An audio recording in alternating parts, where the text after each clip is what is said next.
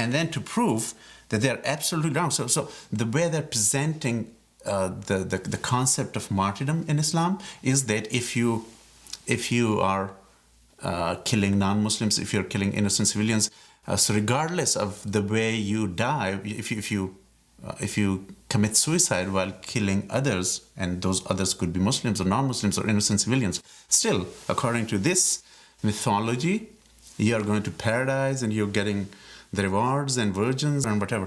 But the Quran and Islam has very, very clear criteria that who actually qualify to be martyrs, right? And martyrdom or martyrs are not only those who die while fighting for Islam. There's a long list of those who are considered as martyrs, one. Number two, we need to understand, we don't have to take it on the face value, we need to understand the philosophy behind martyrdom, right? And that philosophy is critical. So the first one to begin with, that it's not just those who die fighting in the cause of Islam and Allah that who are considered as martyrs. There is a long list of individuals who are considered as martyrs. Like even going to war, there are so many preconditions for going to war that that the bottom line comes to, like, just don't go to war, right? So one, that there's a long list of people who qualify to be considered and rewarded as martyrs, one. Number two, it's about the humanity as a whole. So the philosophy behind the concept of martyrdom is more important than sticking to that 70 and 72 whores and going to paradise. So if you die in a plague, then you're considered as a martyr. If you die of stomach disease or some kind of cancer, then that you're considered as a martyr. If you drown, if you get crushed under a collapsing wall, or if you die in fire, so all those types of accidents, you are considered as a martyr, right? But besides that, if a woman, for instance, dies during childbirth or pregnancy, she's also considered as a martyr, right? So we need to understand the reason, right? So first of all, try to understand, if you die protecting your property, if you die protecting your life, if you die protecting your family, then you are considered as a martyr. So when you go through this list of the type of people who qualify to be considered or rewarded as martyrs, then you realize that there's something in common between all these people. And what is that? From your quick understanding. They're weak, they're vulnerable, right? And they need what? Help. They need help and support, right? So this is not about the reward for the martyrs alone.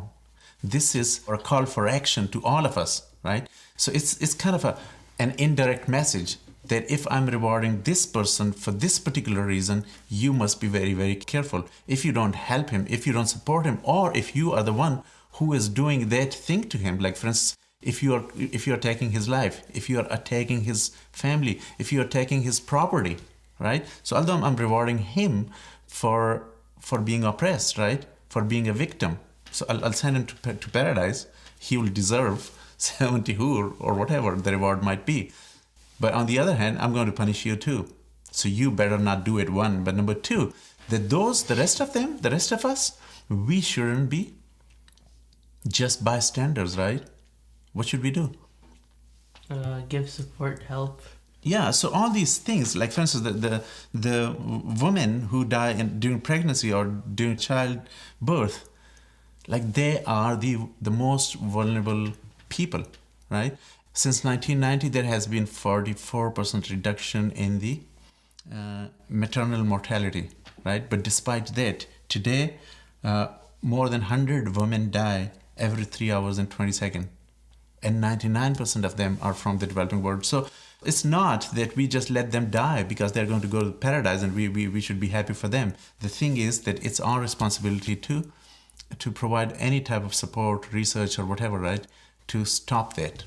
Similarly, if you die in defense of your life, you die in defense of your property and your home, then you are considered as a martyr. Or this one, right? That if you leave your house in the way of Allah, but if you speak to these anti-Islam people, then they'll say, oh, you see, if you leave your house and you kill innocent people and you blow yourself up, then that's actually going out in the way of Allah, but that's not going out in the way of Allah. The going out in the way of Allah is that it could be anything. Like, for instance, if think about me, right? I used to work in a community for crime prevention, right? And in those communities, those gangsters would come to me and stand right up to my face and say, "You're the police." And I would say, "No, I'm not a police," right? And they would slash my tires, and I would be going door to door in minus 35 degrees, doing flyers, inviting the community members to have a conversation and meeting with the police and other authorities. So that work for the sake of humanity, right, for bringing peace and the sense of safety in those communities, is also leaving your house in the way of Allah, right?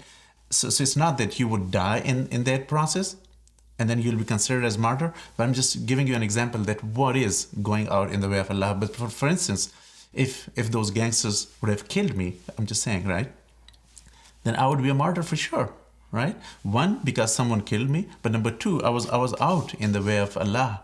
So it's not, we shouldn't be. The point is that those who are reading or trying to understand Islam, they should not go on the face value of things, or they should not believe this type of propaganda alone, because the concept of martyrdom is way beyond what's being propagated out there and what we, even Muslims, consider. So we have associated the concept of martyrdom only to the person who dies and the person who goes to paradise, but it's way more beyond that. It's a message. It's an indirect message for the humanity, right? That there are people like these among you who are suffering, who are oppressed, who need your support, right? And you need to be kind and gentle and provide as much support as you can. And if you don't, or if you do the opposite, if you are the oppressor, or you are the violator of their rights and whatever, right, then they're going to get rewarded and you're going to get punished, right? So that's the concept of martyrdom in Islam. And if you understand it in this particular context, if you look into this list, then it clearly unravels all this propaganda, which is done so professionally that when you visit those websites, you would be amazed to see that the kind of references they provide to make you believe that if you go and kill innocent people and civilians and blow yourself or commit suicide, still you're going to go to Jannah. But is it clear for you now? So what's from your perspective? What did you get? Tell me it in your words. How would you explain it to your friends? For instance, your friend in the class comes up reading something from there and say, "Hey man, you Muslim believe in 70 who's and you believe in killing non-Muslims and innocent people, and you go to Jannah and you're rewarded with 70 who's." What are you going to tell them? So first I would ask him where he got the information from, if it's from this source or this one. And then I would tell him in the Quran, it says the Quran is the main source of Islamic knowledge. So then I would say in the Quran, it says if you kill one innocent soul, it's like you killed all of humanity. Mm-hmm. So the first part of his of what he said is wrong, because innocent people. And then second, when you kill yourself in the process of killing those innocent people, Allah also says وَلَا تَقْتُلُوا أَنفُسَكُمْ. So don't kill yourselves. Yeah, and then you break another order from Allah, and then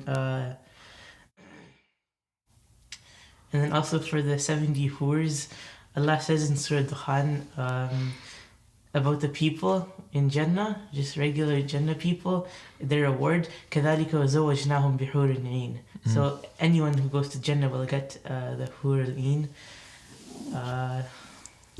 So it's not only for the martyrs, right? And also, if you well, from what he said, if you do a suicide bombing that kills innocent people, that automatically puts you into hell. Disqualifies you. Disqualifies you from heaven, and so you won't get any of those rewards which are mentioned in the hadith. It's good. So just for the sake of practice, right? So if you say it again in less than 1 minute, right? Less than 30 seconds. Don't ask him about the sources of information. Of course, he got it from somewhere, right? So how would you say? How would you convince him? So whatever you said, that's correct. But say it again, but succinctly. that the suicide bombing, you won't get the reward of a martyr, because in that you're killing innocent people, and Allah says if you kill one innocent soul, it's like you killed all of humanity. And then when you're killing those innocent people in the suicide bombing, you're also committing suicide, and Allah says وَلَا تَقْتُلُوا أَنفُسَكُمْ. And if you disobey those, then there's also another hadith that says if you whatever you kill yourself with, you'll be in hell killing yourself like that. So if you stab yourself, you're going to be stabbing yourself. So if you're not going to go to Jannah because you disobeyed these, then you're not going to get anything, and you're not qualified as a shaheed. And this hadith is that for the shaheed, and you're not a shaheed because you did these, so no reward. Okay, so let's try it, like to negate all the propaganda. Like if you go to their websites, right? There are videos and websites and whatever.